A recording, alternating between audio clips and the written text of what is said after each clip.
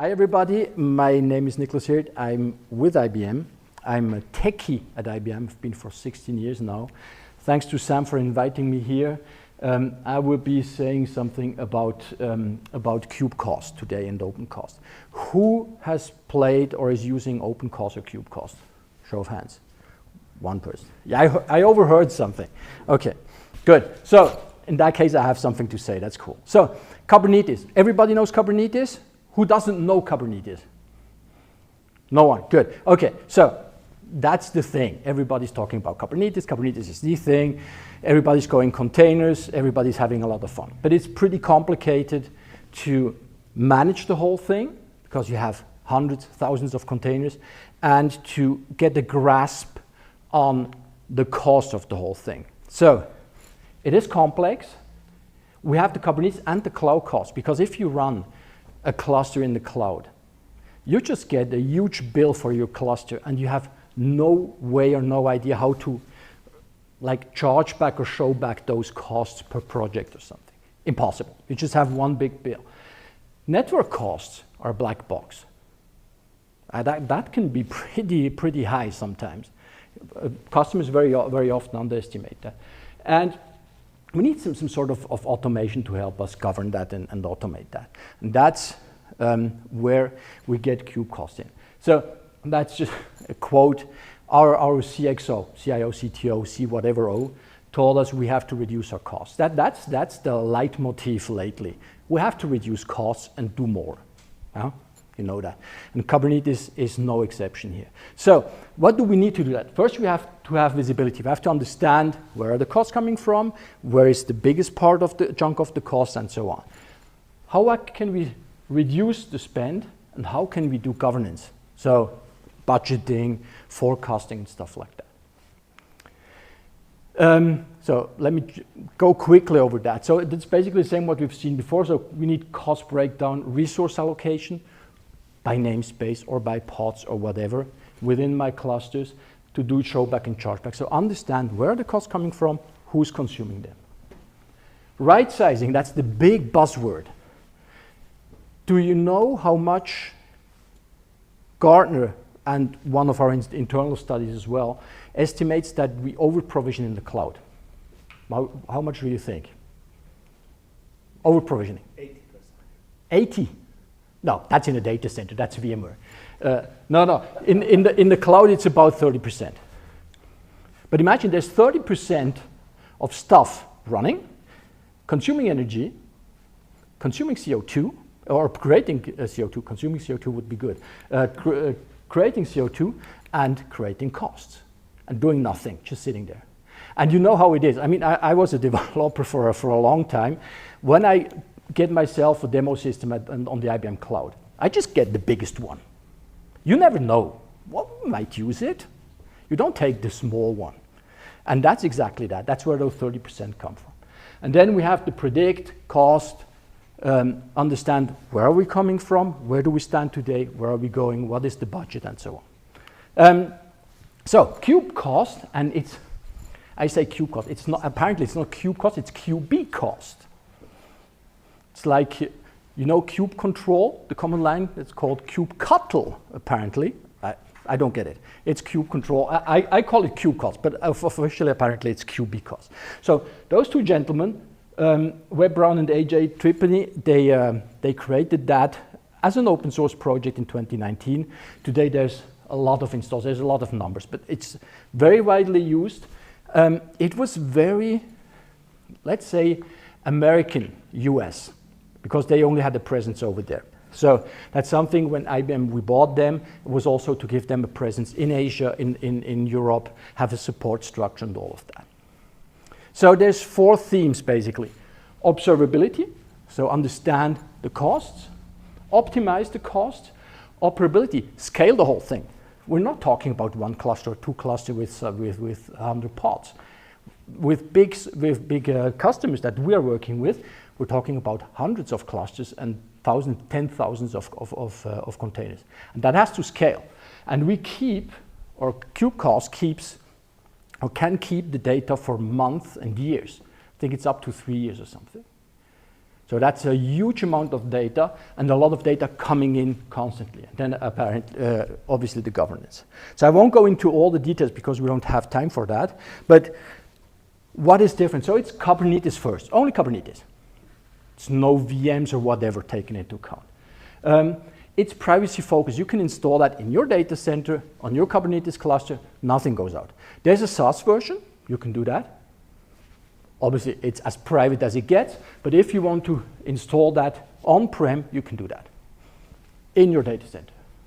It's built on open source, the famous KubeCost, and it is designed really for all teams. It enables a lot of different, how would I say, different types of consumers to see and understand the costs. So, commitment to open source. That's something.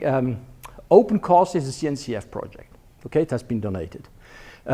Microsoft joined as a partner, and what's important, and that's I was talking with Sam before that. Sometimes when you present stuff like that, there's some IBM bashing going on. You know, IBM were the bad guys. You know, the big blue. Please go here and have a look. IBM open source. That's very important. Did you know that you wouldn't have Linux today if IBM didn't donate patents to the Linux Foundation, what was it, in the 90s, and spend 1 billion, invested 1 billion in Linux back then? Okay? Do you use Kubernetes? Yes? etcd is at the heart. IBM was a big contributor. Have you heard about quantum safe encryption? Quantum computers will kill our encryption currently. NIST, the standardization organ in the States, out of 4 quantum safe encryption algorithms, 3 have been donated by IBM, coming from Rushlikon. I don't know, some kilometers that way, here. Okay? So we're doing some good stuff as well. Okay, just keep that in mind. I think it's interesting. Have a look here. Frankly, I didn't believe all the projects that are on there where we have been contributing. Think Eclipse. Well, Eclipse, a bit heavyweight today, but there were some projects coming out of that. Good. Now, after this publicity for ourselves, we're working with all the big hyperscalers, obviously AWS, Azure, Google Cloud, and what we get, as I said, is we get a global support and sales structure with IBM now. It was really practically only used in the US, at least KubeCost Enterprise or KubeCost Enterprise. Now, as you've understood, there's basically 3 tiers. We have OpenCost. That's the free, absolutely free and open source core. Okay. Then KubeCost, the base version, is free. It's not completely open source, but the core, at its core, it's OpenCost, where we're contributing, and KubeCost itself is free up to 250 cores, virtual cores that you're running it on. You will get the slide, you don't have to photograph them. And then we have KubeCost Enterprise, because somewhere down the road, we bought them to earn some money as well. So that's with the support, unlimited number of cores, with role-based access control and stuff like that. I think I have a slide. Here you got it. So in the free one, you already get a lot of stuff. You have unlimited users, 15-day metric retention, that's a little bit limited. Here we have unlimited metric retention, as long as the space is there. But what's I think very important is the role-based access control. You can always control the access here through ingresses or whatever, but it's a bit more complicated. Here you have it integrated. Then we have integration with enterprise level integration, stuff like that. The difference is not that big. And we have a lot of customers who are using the free version first, starting to implement that on separate clusters, and then some way down the road say, okay, it's getting too complicated. We want to federate the whole thing. Let's go enterprise. So we are investing a lot lately in automation. So I don't know if you heard about Instana Turbonomic, this observability, Aptio for the whole financial, IT financial management. We have made applying this automation, KubeCost 2024, and HashiCorp. I'm sure you heard about that, Terraform, and stuff like that. Now, one thing that's important, Red Hat. we didn't destroy Red Hat. Red Hat is still alive and kicking, and we learned something, believe me. I think we learned more from Red Hat than Red Hat learned from us, okay? About open source and how to tackle acquisitions. So those acquisitions today are alive and kicking, very nice ecosystem. So KubeCost will partner with Apptio and Turbonomic for automated optimization of cloud workloads, Kubernetes workloads. So it's a triangle of optimization that will go together. Now, KubeCost, it literally takes 1 minute to deploy. It's a Helm chart if you want. There's other ways, but that's the easiest one. And it starts pulling in data, and after 5 minutes you start to see the first recommendations and numbers. Super easy. Okay? Good. So, just some links. So, if you want to know more, we don't have much time, that's the thing. So, I have to go through it pretty quickly. Contact me or Sam or someone, and we can have a little bit more in-depth look at the whole subject. Okay? Good. Oh, yeah. And I will be hosting a tech exchange specifically for IT financial management on the 17th of June at the IBM offices in Vulkanstrasse in Zurich, if you're interested. So it's a whole morning where we'll be talking about technology business management, that's the overarching IT financial management, FinOps, KubeCost, and resource automation. Okay? So if you want to come, and free drinks and free lunch, if ever. Good. Okay, how long do we have? 10 minutes. 10 minutes, cool. I probably don't even need 10 minutes. I just wanted to show you how it looks like. So this is OpenCost. Why is it? Okay, so that's the official OpenCost. So demo.infra.opencost.io. Not sure why it's doing the thingy with this here. There should be an image. So you have the cost allocation here, cloud cost and external cost. That's it. So and now you got nothing. Okay. That's probably Safari that's bugging. But you see, it's pretty basic. So you get the basic information, you get the stuff in, but that's really the core. If you look at KubeCost, it looks a little bit more colorful. Okay, and you get more information. So I won't go too much into detail, but basically you get the total cost with the trends. You can have a look at how it's evolving, where you're going. You can see for the cloud, for example, the clusters in the cloud, this one is Azure, that's an OpenShift one, this local one, this is AWS, Google. You can see if they're active, how much they're costing, and then you can do the breakdown in the allocation, so you can go down into the namespaces, down to the pod itself. So you can understand how much does this pod cost me per month, which is pretty cool. So again, I won't go through everything. We have the assets, so the nodes, the disk, the clusters, the management part, the cost of the cloud. Okay, so we have compute engines, Cloud SQL and stuff like that, and then we have the clusters. So here now, those are all my clusters that are monitored. You can see here that I have clusters where I get data in, but that are not within KubeCost. What does that mean? So what's happening is we are monitoring physically the clusters that you put into KubeCost. So we're calculating the cost for a pod, for a namespace, based on public pricing, the available one, okay? And what happens next is we pull in, as soon as it's available, the real billing data that has been produced by the cloud provider, and we match that, okay?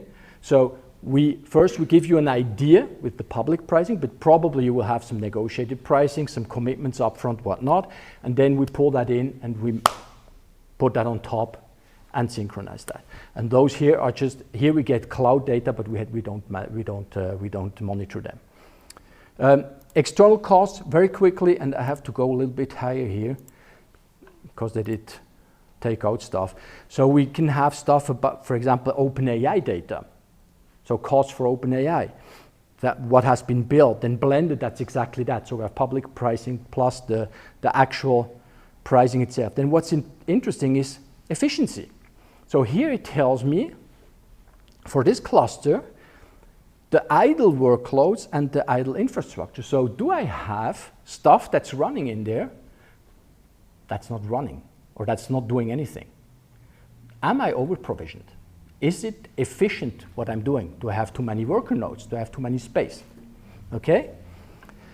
Well, network, very quickly, so that's the cost of the network. So I can understand how much the traffic between the different nodes and the different containers cost. Then we have collections, reports, blah, blah, blah. Savings is interesting. So there's a lot of different types of savings. So we have right sizing of cluster nodes and right sizing container requests. Right sizing container requests can be pretty tricky. Who knows about requests and limits? You? And you're sure you really understand what is doing what? Yes. Yeah, you're sure.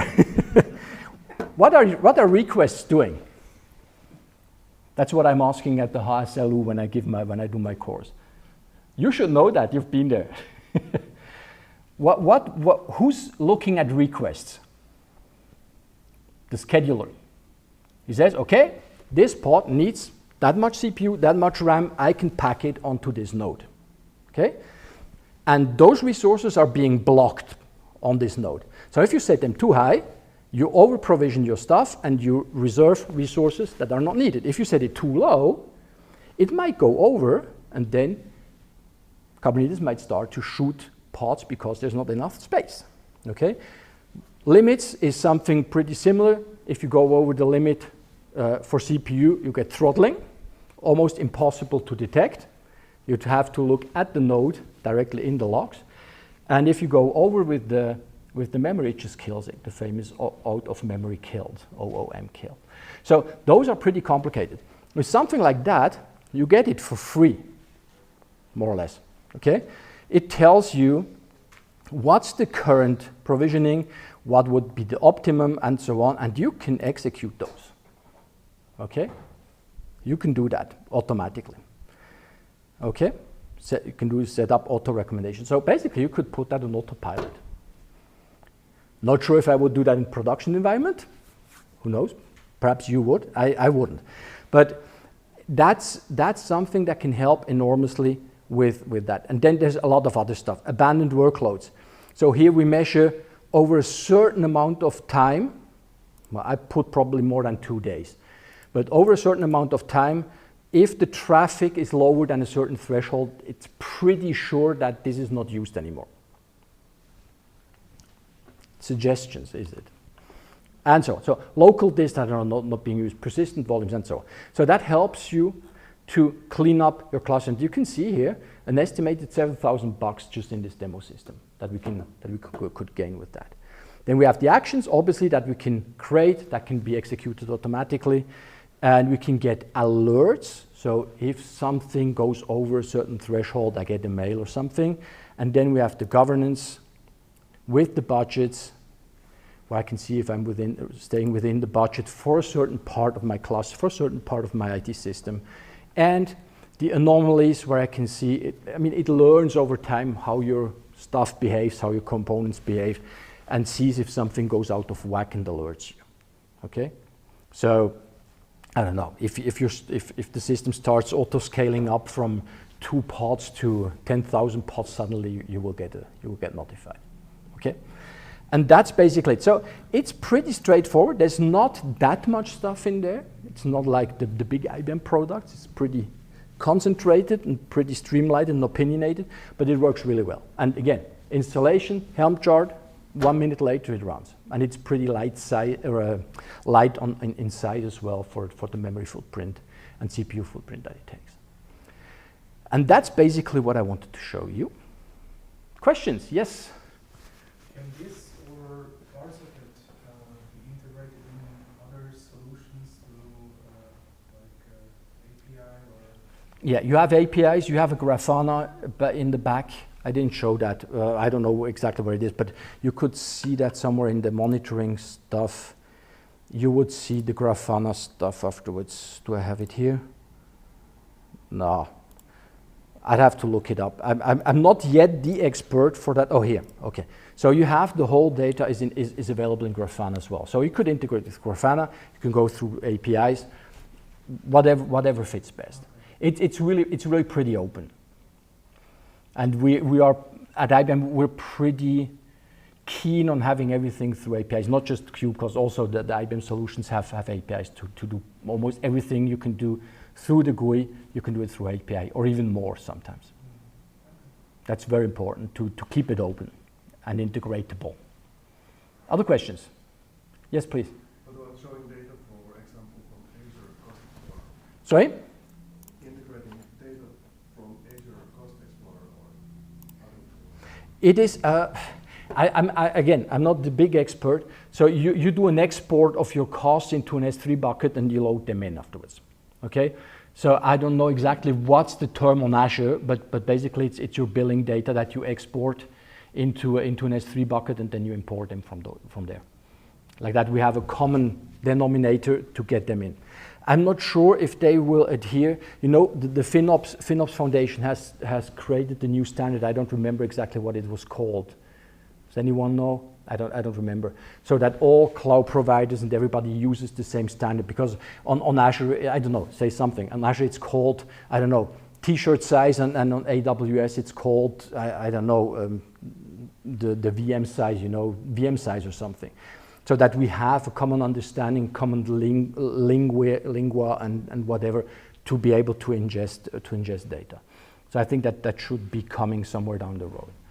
So that would make it much easier. But for the time being, you just create an export, I don't know how you call that in Azure, an export job or something that takes your billing data, exports it once, twice, 3, 4 times a day into the bucket, and that will be consumed by KubeCost. And then there's, okay, and then it will be calculated and mashed up into the estimates that it has been doing on the public pricing. Other questions? Come on, third one. Yes, thank you. Let's say one would like to integrate on-premise cluster. So you have to create a pricing that's similar to the ones in the public cloud. That's the custom pricing, yeah. And that's something that's reserved for the enterprise version, custom pricing, yeah. Are there any integrations into SAP, probably? You know something? What kind of integration would you like to have? Yeah, we need our costs to be stored within our projects in SAP, and we want to export them from Kubernetes directly into this. Okay, so this one will not export to SAP, but SAP can go and grab them through the APIs. So we need something in the middle. In the middle, or some ABAP or whatnot on the ABAP. Neither do I. That's why I'm not an expert there either. But yeah, you would have to pull it out through the APIs and either push it into SAP, then you need something in the middle, or an ETL or something, or there's a mechanism in SAP that can pull data in. I guess that should be existing somewhere in SAP. It's so expensive. Let's hope that there's something that can pull in data for the price that you're paying. But yeah, I mean, that's the idea, yeah, that you can aggregate that in another cost system afterwards, yeah. Cool. Are we on time? Yes, perfect. Thank you. Superb. Thank you very much. And